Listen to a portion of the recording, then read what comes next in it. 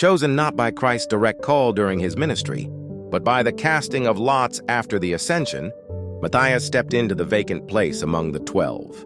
He was no stranger, a follower since John's baptism, a witness to the resurrection, quietly faithful throughout. Yet his selection carried a unique weight, replacing the betrayer, Judas. Matthias embraced this solemn charge, becoming the apostle of the restored 12. After Pentecost, the Holy Spirit's fire ignited Matthias just as powerfully as the others. The quiet disciple transformed into a bold herald. Filled with the Spirit's conviction, he preached the risen Christ fearlessly in Jerusalem, standing alongside Peter and the 11, his voice adding to the foundational testimony of the church. He shared in the signs, wonders, and the intense persecution that followed. Tradition strongly asserts that Matthias carried the gospel north and east. He is most commonly linked with intense missionary work in Cappadocia, central Turkey, and the regions bordering the Caspian Sea. He preached among communities often steeped in paganism and entrenched traditions.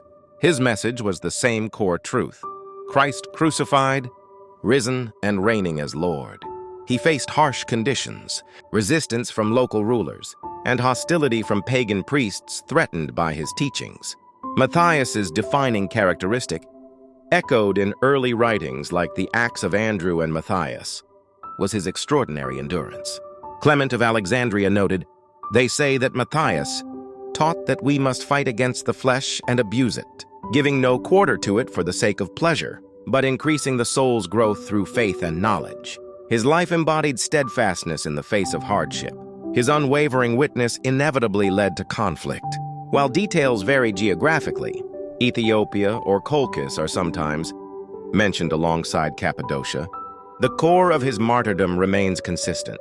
Around Adariyada, after years of faithful ministry, Matthias was arrested by hostile authorities. He was subjected to brutal torture. Tradition describes him being stoned by an angry mob. Yet, even gravely wounded, he continued to proclaim Christ. To ensure his death, his persecutors then beheaded him. Matthias, the apostle chosen to restore the sacred number, proved the lot fell rightly. He wasn't defined by how he joined the 12, but by how he lived and died as one.